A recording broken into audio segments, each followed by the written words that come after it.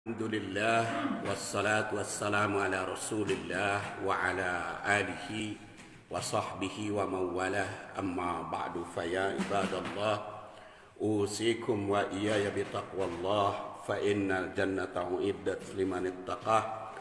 Qala ta'ala fil Qur'anil Karim a'udzu billahi minasy syaithanir rajim ya ayyuhalladzina amanu taqullaha haqqa tuqatih wala tamutunna illa wa antum muslimun.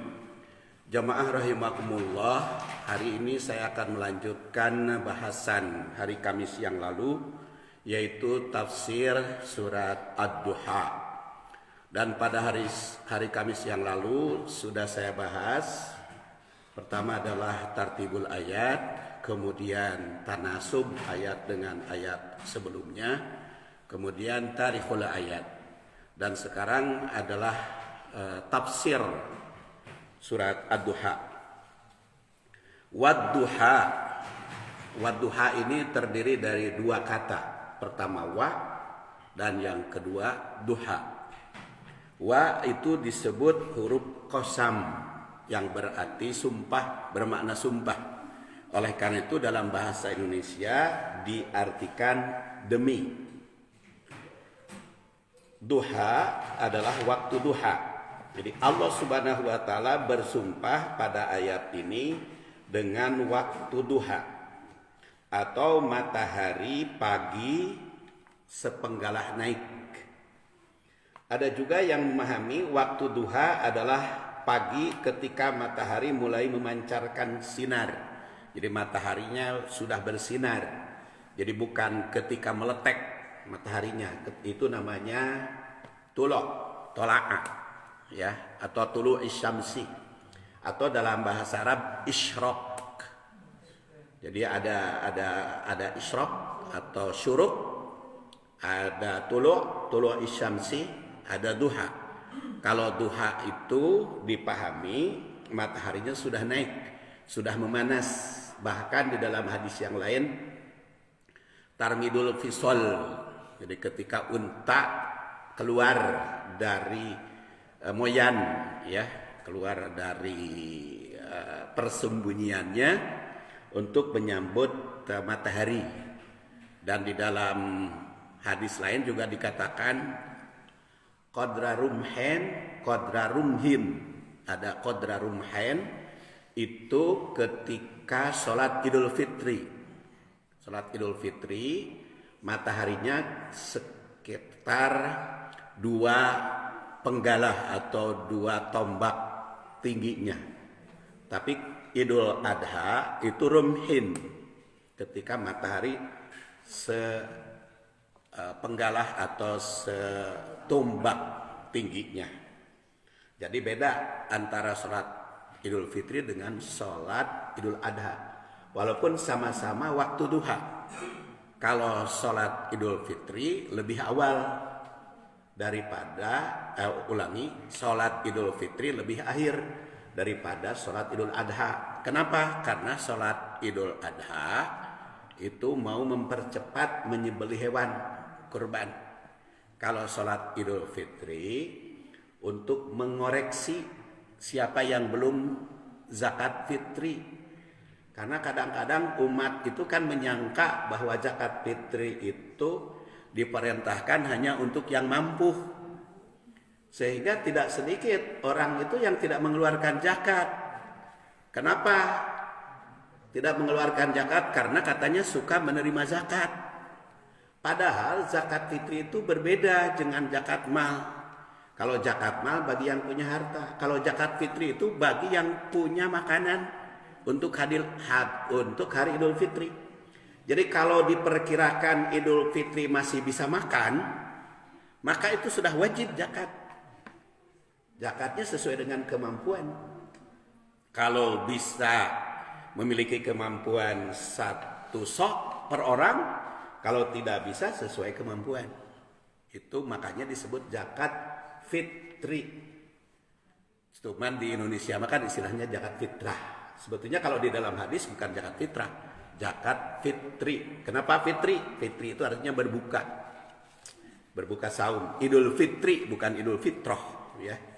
Berbuka Nah itu waktunya, waktu duha itu agak ditelatkan untuk sholat Idul Fitri. Id itu artinya hari raya, Fitri itu berbuka. Jadi hari raya berbuka, makanya kata orang Sunda lebaran.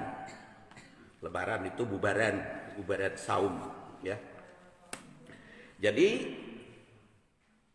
ibadah di hari atau di waktu duha itu ada, yaitu kalau hari Idul Fitri, Idul Adha, sholat. Kalau hari-hari biasa ada juga sholat yang namanya sholat duha.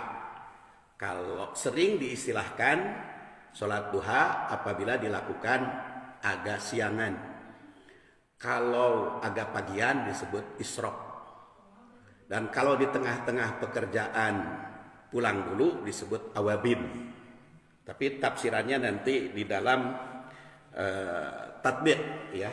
Ini baru terjemah atau tafsir pengertian dari waktu duha itu. Allah Subhanahu wa taala bersumpah dengan waktu duha. Karena apa? Karena umat harus memiliki perhatian tentang waktu duha itu. Waktu kesibukan masyarakat. Binatang mulai berkeliaran kalau binatang siang. Dan penyegaran. Sekarang ada waktu olahraga. Ada macam-macam. Ibu-ibu juga ada yang belanja.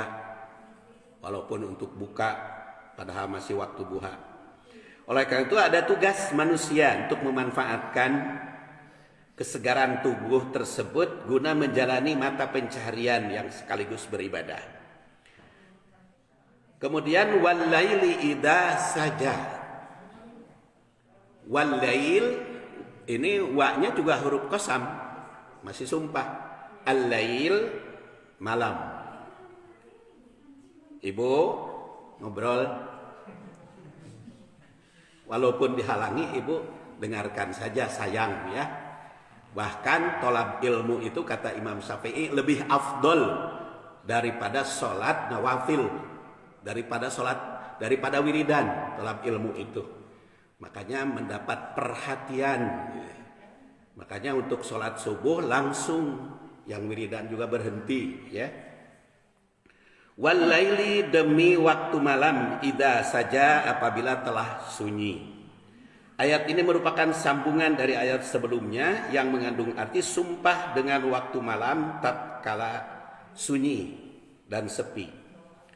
Bila malam telah gelap gulita, maka akan terjadi kesunyian. Jadi kalau waktu duha terang benderang, ramai. Kalau waktu malam, sunyi. Waktu ini merupakan lawan dari waktu duha yang semerbak penuh keramaian. Waktu duha itu dengan berbagai kegiatan. Waktu malam merupakan saatnya manusia banyak istirahat. Karena banyak istirahat maka disebut idza saja, waktu sunyi. Umat beriman tidak hanya menyempatkan diri menghadap kehadirat ilahi Rabbi.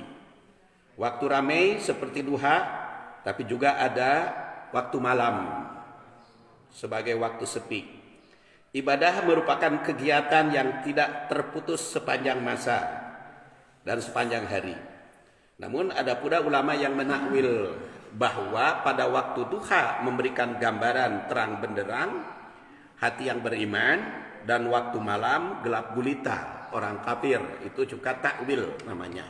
Jadi disumpah oleh Allah, manusia itu ada yang terang benderang hatinya mau menerima saran nasihat dari siapapun, dan ada hati manusia itu yang gelap gulita, poek mongkleng, tidak mau menerima nasihat siapapun. Dan itu dikritik oleh sumpah ini.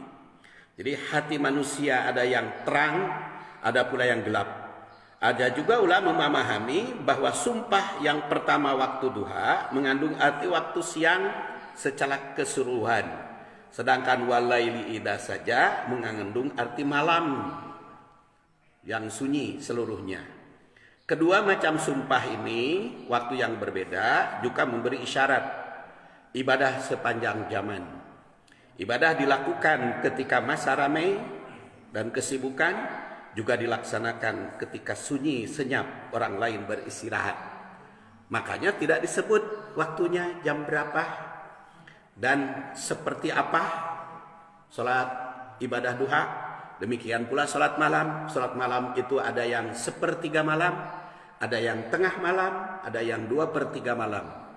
Sepertiga malam kalau Bandung karena malamnya itu cuman 10 jam, 10 jam setengah, berarti 3 jam setengah, 3 jam setengah ditambah maghrib jam 17, berarti jam 17, 20, 18 ya. Jadi ditambah 3, 18 tinggal 21. Nah, jam 9 sudah bisa bertahajud. Kalau tengah malam berarti 5 ditambah 6, 18, 23 itu tengah malam. Dan 2/3 setelah itu. Jadi itu terserah nanti secara khusus ada takwil dan tatbik ayat ini. Tapi insya Allah takwil dan tatbiknya disambung hari Kamis yang akan datang. Mudah-mudahan Allah Subhanahu wa taala mempertemukan kita kembali.